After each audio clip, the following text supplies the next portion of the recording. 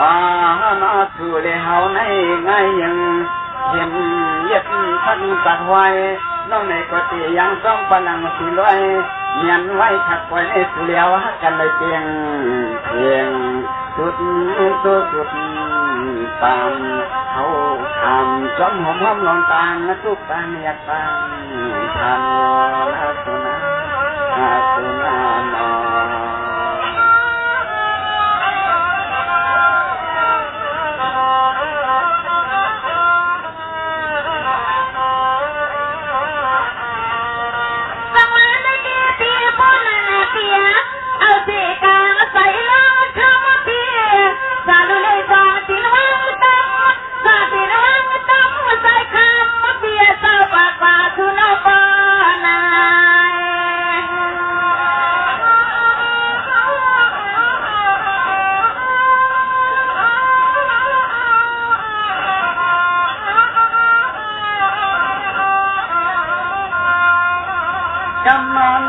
ฟังสิร้อนน้อง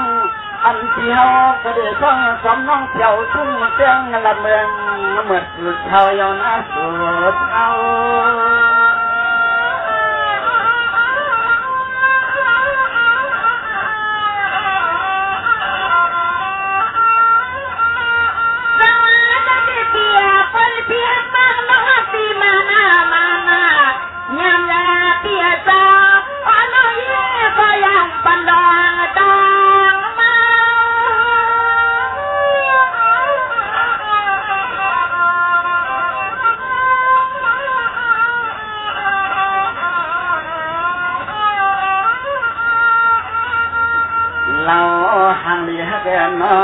สู่หลับเฮาเมื่อยามใจ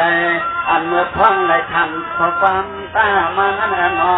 ช่างเสื้อยิงหักมันในเพื่อนเมียโคตานเขาเน่เจริญเมื่อฟ้าเพียนลูกเคยเมียนางพอนางอยู่มันเมืองลำคำฟังในน้อง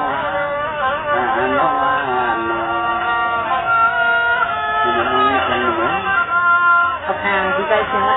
เราใจในเดชสังเสว่าที่ถามน้องป่าและน้องอัมเจตอบไรเพราะในน้องเจริญมืออยู่ซ้ำที่ถึงเหมือนทำต่างอย่างนะกำในน้องก็ตอบแล้วในที่ได้ย่องซึ่งปันน้องเสียวก็เจริญมือซ้ำน้องนานน้องนะจะเป็นค่าเลยที่ใจเสียงวันนี้ในเมื่อไกลก็ว่าพี่น้องเพิ่งซื้อเขาได้ยิ่งกว่าตั้งนำเย้าในนอพี่นอกำในน้องนี้แจงลงตอบไรกูเขากูกำในเลยปีการแข่งวันเด็กไปเลยเปลี่ยนทุกคุยทุ่งเมืองลันทำเขาเย้าในอังปันพี่น้องเมืองสู่เขาคณะออกขายิ่งแชร์นมไปเอาเมื่อคณะสวัสดีค่ะรอในกระสังเลยมีตาปีใจสุ่มเลี้ยงเขาแค่ตัวมาดียิ่งแชร์นมในคณะให้มาปั้นปาจีโฮซื้อกดให้อำเภอไทยเดียวกันแน่เลยก็เขาอำเภอไทยเดียวกูได้เลยซุ้มเล่จันดอห้องหมักไข่ปั้นยาวสี่กำในขนมสู้ดอกเงินหาเฮงยาในออกค่ะดีใจซุ้มเล็กไปถมใบยันสี่กำค่ะ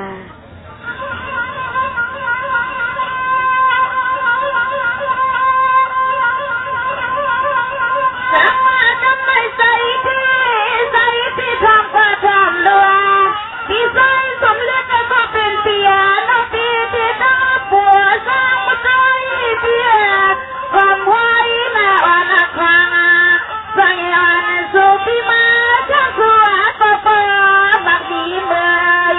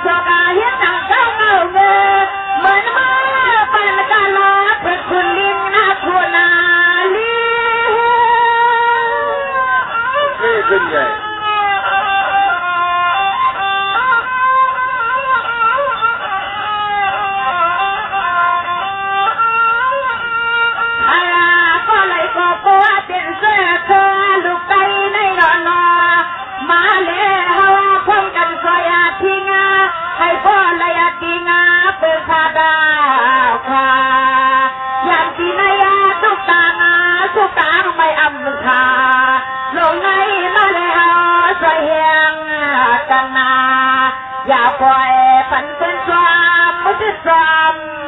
สันในหน้านอ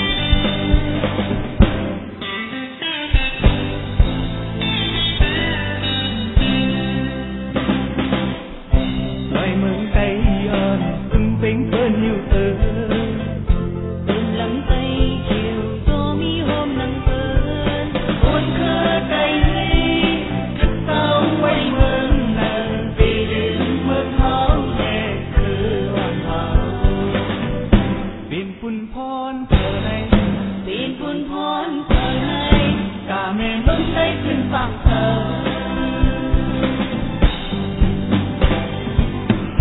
น้ำมึงไตอ่อนไหลร้องไว้อยู่เสือโคไตอ่อนโตมีหางดังเบิดโลกวนไต